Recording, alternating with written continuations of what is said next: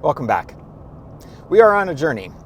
We are on a journey to get a tractor for the land that we drilled the well on recently.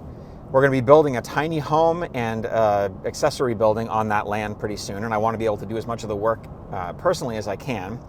But this is a bit of an adventure because I am buying a flood-damaged Kubota tractor in a crate, like the crate that it came from Kubota in. And we have a flatbed trailer in the back. We're going to put it on there, take it home, and see if we can get it to work.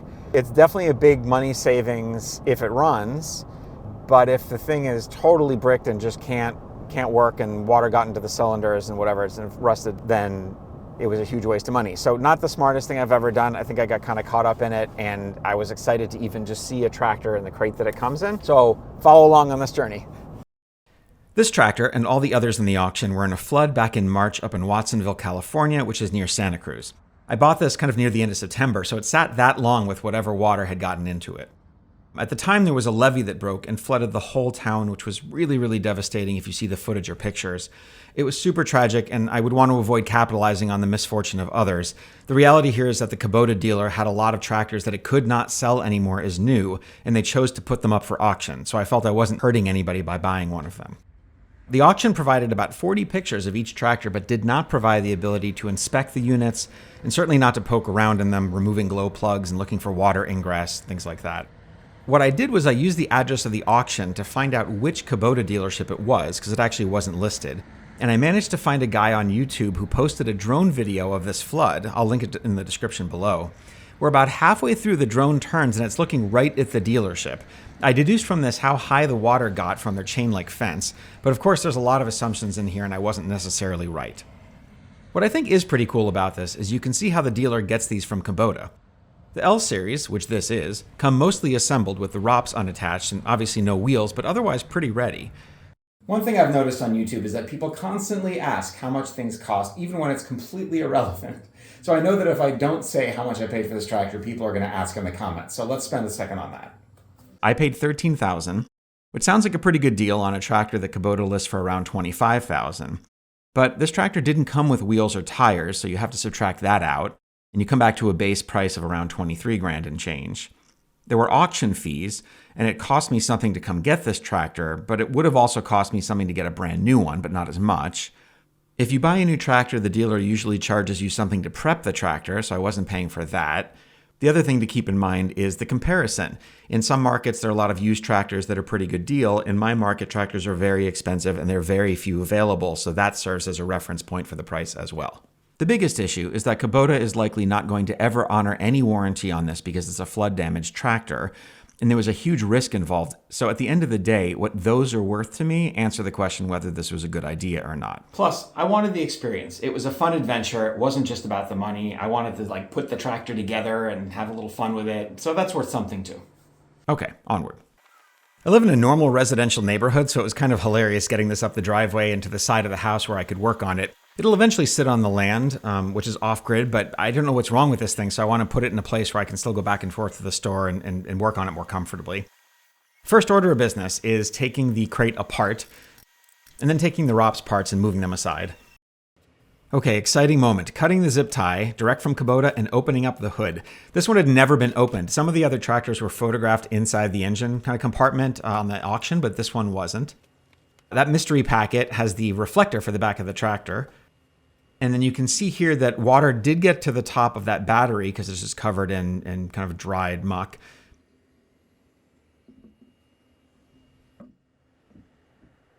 And then this super, super gross saturated owner's manual in a bag that I will never open because it smelled really bad even without opening it.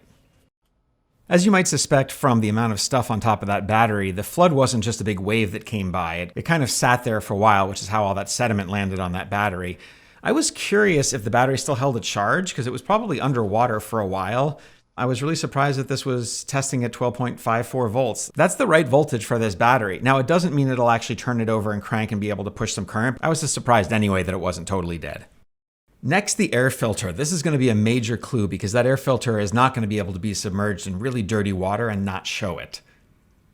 Super clean here. Just at the bottom. Okay, so the water basically got up to just the bottom of that air filter. In fact, you can see inside the plastic air filter holder, there's some dirt there. So the water probably just got about an inch up into there.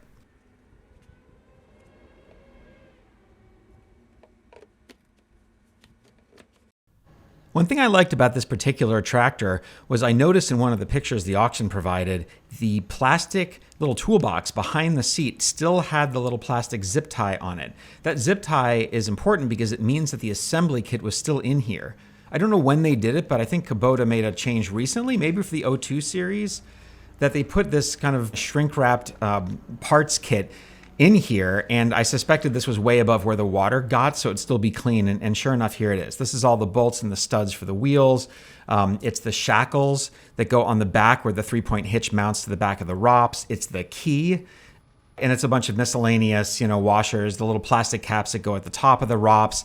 This would not have been tragic if this was all rusted. These are not expensive pieces, but it was really nice to not have to find these in the parts catalog. I took the hood off because it's a little hard to get to everything with it there, and it's kind of fiddly to take that hood off. I don't have a video of it, but it's just as well because I look like an idiot doing it. Anyway, here's the engine underneath here. You can see there's signs of kind of dirt and some rain that happened. You can tell the components up to a certain height do have a coating of dust on them to where the water level got. Otherwise, everything looks kind of as you'd expect it to. It looks new but a little dirty.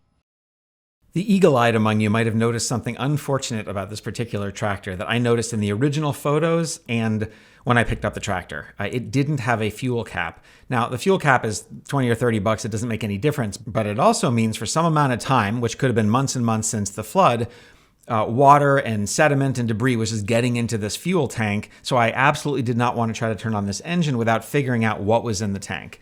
I didn't think that any of that stuff had gotten into the engine or even really the fuel system because no one's ever turned on this tractor. And you can see the fuel separator. There's no water in there. It's really, really, really clean. The red ring is all the way at the bottom. There's not a drop of water in the fuel separator. And there's kind of not really any big reason why it would have gotten there. So I decided to take a chance and just disconnect the fuel hose from the fuel filter on the inlet side and just empty a whole bunch of fuel into a container so I could see if water and sediment had gotten in there. Water will sink in diesel fuel. Most fuels and oils are lighter than water. So with any luck, most, if not all of the water will have sunk into the bottom, and I could see whether this tank has been collecting water the whole time. What I found, luckily, is nothing in the fuel that I drained from the tank. Nothing, not a drop of water, not a leaf. Doesn't mean it's not in the tank, but nothing came out, and that was a pretty good sign for me. Now my question is whether the electrical system works okay. Does this even get to the accessory kind of key position? Do the turn signals work? Like, how does it react? Does it show an error on the little LCD screen? At this point, I'm getting really, really excited. A few last things. Here I'm just checking the oil to make sure it looks good. Didn't look watery, just looked super, super clean at the right level. I probably should have drained some of the oil out to make sure water hadn't gotten in, but I did that later. I think I was just getting super excited and maybe rushed it. I also checked the hydraulic, which is the same as the transmission fluid, and it was in the right range, but I didn't show that. It is the moment of truth. Time to turn the key and see if it starts. It doesn't. And I start to panic. I'm playing with levers to make sure it's a neutral, to make sure the PTO is off, although on this new model, it's just an on-off switch. There's no clutch for it. All I'm getting is a click and a dog barking. Panic. That clicking sound was the sound of the starter motor right here. More specifically, it's the sound of the solenoid in it pushing the gear into place so that it can actually start the engine. And that clicking sound terrified me because what it means is that the power was getting to here and the solenoid was activating, but the starter motor didn't have enough power to actually turn the engine. I wasn't worried about the starter motor actually being dead because I can replace that. It's some money, but it's not terrible. What I was worried about is the engine was so seized that the starter motor couldn't turn it. And so that was my first sign that something might be super, super wrong. But I changed the battery out and I kind of agonized over this. And then late at night, I actually came out because I had kind of this inspiration, which sounds stupid, but I remembered something from old cars and all that, which is that sometimes the motor actually gets seized up. It haven't been used in a while. It actually seizes because it just rust kind of takes over the bearings and stuff and it just seizes. And so I took out a mallet and I actually just gave the starter motor a good tap and I swear I turned the key and it perfectly started right up. I really wish that I'd caught that on camera, but it was late at night, and it was one of those things where I was just so panicking, I really couldn't even sleep because I was worried this whole engine was seized up with water and had rusted. But that was it. There was just the starter. It needed a little tap, and that's it.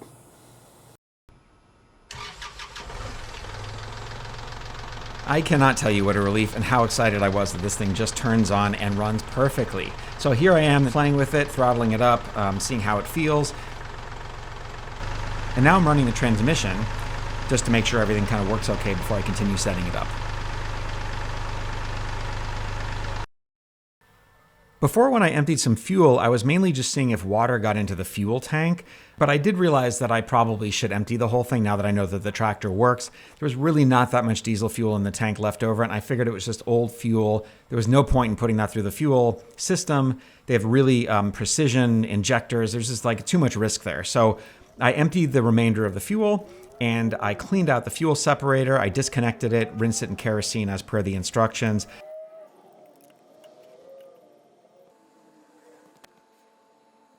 These new tractors, it's not even in the manual, but they actually have a float switch in the water separator to let you know if water's gotten in there.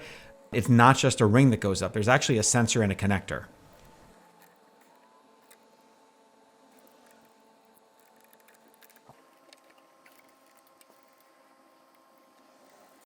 Now it's time to attach the wheels. I had to go buy wheels and tires at a different dealership. They're actually a little hard to track down if they don't come on the tractor. At any rate, I got what I wanted, our 4 industrial tires, and the fronts mount with these kind of studs. You put the short end of the stud into the hub. I'm using some red Loctite to keep it there, and using a kind of jam nuts, 2 nuts to get them threaded into there really, really tight. Mounting the wheel, and then putting the outer nut on there. I use my, my ratchet gun, but then later torque them to the specified 100 foot-pounds. Now for the ROPS. The ROPS mount to the frame, kind of where the rear axle is. I wanted to put the front wheels on first to give the tractor more stability so it wouldn't be likely to fall off 4 jack stands. But the issue is that, although I'd rather also have it on 2 big rear tires, I don't know if it's even possible to get in there to mount the ROPS if the rear wheels are on there. I couldn't tell. So I put the front wheels on, left the rear ones off, and gave myself 2 jack stands and a jack holding the rear of the tractor up to put the ROPS on. All of the hardware for the ROPS, including these 2 black plastic caps that go on the top of the bottom stems, those are all in that hardware kit that came in that plastic case behind the seat.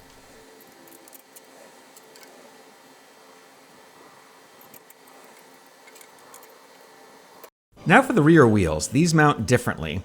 Instead of studs that go into each of the holes, there's actually 2 studs that are pre-mounted from the factory. I think this is to help you because the rear wheels are really, really, really heavy. So you can kind of hang the wheel on those 2 studs and then put the other 4 hex bolts into the holes and secure those while it's hanging on the 2 other studs. So you need basically 4 bolts and 2 nuts. And of course, those are in the delivery kit that comes with the tractor as well. The 2 lower arms of the 3-point hitch in the back are attached with shackles that come with the tractor to a flange that comes off the ROPS. Even though this is a brand new tractor that got lubed at the factory, I thought it was a good idea to go around to all the grease zerks and pump a fair amount of grease into all of them, given that some amount of this tractor was underwater for a bit. So this is not comprehensive, but I went through the manual and found every grease zerk and pumped a bunch of grease into it. Here I pulled the plug on the oil pan and dumped a little bit of oil out of the engine. I just wanted to see if it had any water in it. It didn't. It's super, super kind of clean, brand new looking oil. If there was water, or at least a significant amount of it, it would have gone to the bottom of the oil pan and that would have come out first. I'm not saying there's no water in here, but it looks pretty good to me. I'll just change it early and I think we're good.